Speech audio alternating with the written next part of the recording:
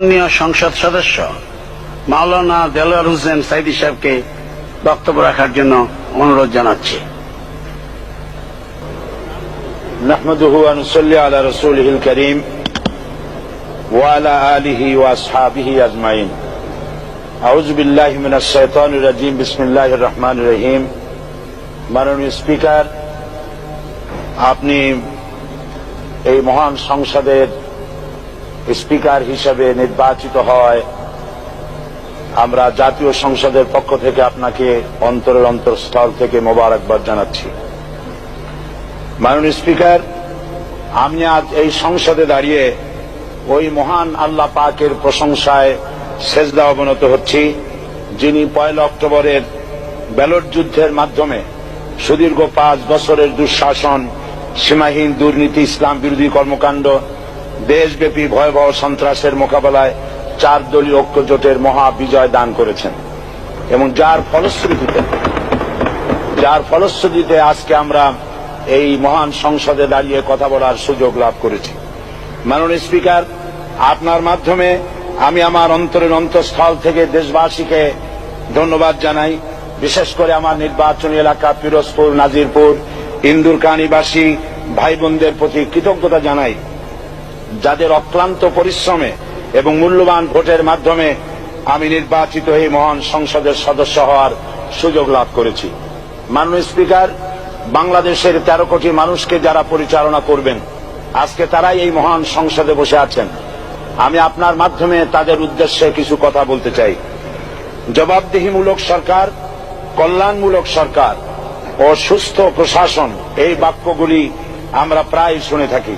এই বাক্যগুলির অর্থ সরকার স্বৈরাচার নয়, বরং জনগণের কল্যাণে জনগণ নিকট দায়বদ্ধ সরকার, যা আব্রাহাম লিঙ্কনের ভাষায় by the people, for the people, of the people. বর্তমান পৃথিবীতে মূলত গণতান্ত্রিক দেশে এখন সরকারকে বিবেচনা করা হয়। এরূপ সরকারের জনগণের সার্বভৌম ক্ষমতার উৎস হিসাবে বিবেচনা করা হয়, অর্থাৎ সংখ্যাগরিষ্ঠ প্রতিনিধিদের প্রণীত আইনই হল আইন এবং নির্বাচিত হবার পর সরকার হয়ে পড়েন সমগ্র জনগণের, আর বিরোধী দল হয় ছায়া সরকার। মাননীয় স্পিকার, সরকারকে সঠিক পথে পরিচালনার জন্য বিরোধী দলকে অপরিহার্য বিবেচনা করা হয়। বর্তমান গণতান্ত্রিক চেতনা বেশি পুরনো নয়, মানুষ মূলত রাজতান্ত্রিক স্বৈর শাসনের সাথেই বেশি পরিচিত। বস্তুত বর্তমান পৃথিবীতে গণতান্ত্রিক শাসন ব্যবস্থায় জবাবদিহিমূলক, কল্যাণমূলক, স্বচ্ছ প্রশাসনের যে কথাবার্তা আমরা শুনতে পাই, এর প্রথম উপস্থাপক হলেন বিশ্বনবী হযরত মুহাম্মদ রাসূলুল্লাহ সাল্লাল্লাহু আলাইহি ওয়াসাল্লাম। বর্তমান গণতান্ত্রিক ব্যবস্থাপনার সাথে ইসলামের মূল পার্থক্য হল সার্বভৌমত্বের ধারণা নিয়ে। ইসলামের দৃষ্টিতে সার্বভৌমত্বের মালিক জনগণ নয়, মালিক হলেন আল্লাহ রাব্বুল আলামিন। কিন্তু সরকার গঠন ও পরিচালনা জনগণের ইচ্ছার ভিত্তিতেই হতে হবে। জনগণের ইচ্ছার বিরুদ্ধে ক্ষমতায় থাকার অধিকার ইসলামের স্বীকৃত নয়। মাননীয় স্পিকার, সাধারণত লক্ষ্য করা যায় সরকার, সরকারি কর্মকর্তা ও কর্মচারীবৃন্দ জনগণের উপর নানাভাবে জুলুম, নির্যাতন বা শোষণ করে থাকে। জনগণের খাদেম না হয়ে তারা হয়ে পড়েন জনগণের প্রভু। তারা জনগণের সম্পদকে তসরুপ করে। এই অবস্থা থেকে মুক্ত করার জন্য রাসূল করিম সাল্লাল্লাহু আলাইহি ওয়াসাল্লাম সরকারি কর্মকর্তা ও কর্মচারীদের মধ্যে তীব্র দায়িত্ব অনুভূতি জাগ্রত করে তিনি বলেন, ঘুষ দাতা ও গৃহীতা উভয় জাহান্নামী। নবী করিম সাল্লাল্লাহু আলাইহি ওয়াসাল্লাম আরো বলেছেন, আমরা যদি কাউকে কোনো রাষ্ট্রীয় দায়িত্ব প্রদান করি, তখন সেই ব্যক্তি তার ব্যক্তিগত কাজ যতটা নিষ্ঠা ও আন্তরিকতার সাথে পালন করে, রাষ্ট্রীয় দায়িত্ব যদি সেভাবে পালন না করে, তবে কিয়ামতের দিন তাকে উল্টো করে জাহান্নামে নিক্ষেপ করা হবে।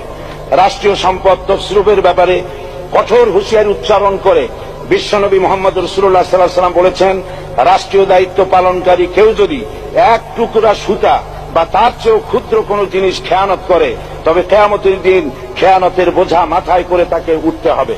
মাননীয় স্পিকার, আল্লাহ রসুল যে সরকার ব্যবস্থা প্রতিষ্ঠা করেছিলেন, তা সত্যিকার অর্থে ছিল জনকল্যাণমূলক সরকার।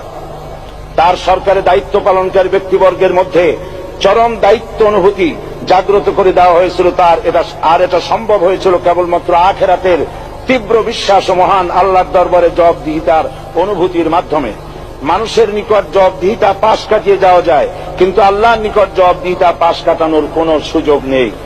মাননীয় স্পিকার, নবী করিম সাল্লাল্লাহু আলাইহি সাল্লামের সরকার ব্যবস্থাপনায় সবাই যেমন আইনের দৃষ্টিতে সমান অধিকার ভোগ করেছে, ঠিক তেমনি ভাবে রাষ্ট্রের নাগরিক হিসাবে সবারই মৌলিক চাহিদাসমূহ পূরণ হয়েছে। ঋণগ্রস্ত এতিম অসহায় জনগণ রাষ্ট্রীয় তহবিল থেকে সহযোগিতা লাভ করেছে। মূলত এটা জনকল্যাণমূলক সরকারের ধারণা বিশ্ববাসী তখনই প্রথম অবলোকন করে। মাননীয় স্পিকার, নবী করিম সাল্লাল্লাহু আলাইহি সাল্লাম সরকারি কর্মকর্তাদের বিরুদ্ধে কোনো অভিযোগ পেলে তখনই ব্যবস্থা গ্রহণ করতেন।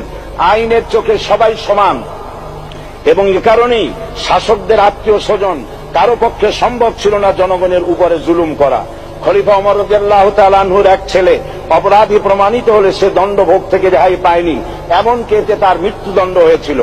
আবার খলিফা নিজেকে আইনের ঊর্ধ্বে মনে করতেন না, তাই বর্ম চুরির ঘটনায় আলী রাদিয়াল্লাহু তাআলা আনহু কাজীর দরবারে সাধারণ ফরিয়াদির মতো উপস্থিত হন। নিজের ছেলে ও চাকরের সাক্ষী যথেষ্ট না হয় কাজী খলিফার বিপক্ষে রায় দেন। এখানে বিচার বিভাগ ছিল সম্পূর্ণ স্বাধীন এবং শাসন বিভাগের নিকট তার কোনো দায়বদ্ধতা ছিল না। মাননীয় স্পিকার, এসব হলো ইতিহাস।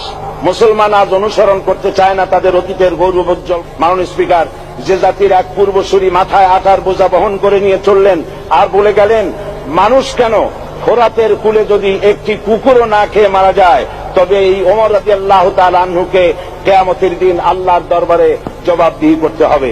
আর আজ সেই জাতির দায়িত্বশীলরা জনগণকে অভুক্ত রেখে তাদের মুখের গ্রাসে ভাগ বসায়।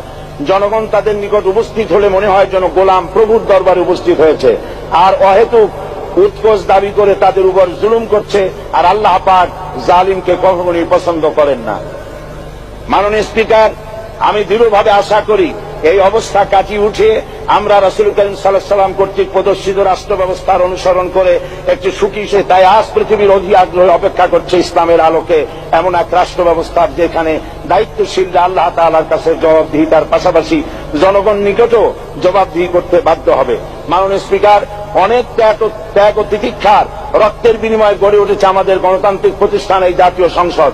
এই সংসদের সম্মান রক্ষা করার দায়িত্ব আমাদের সবার।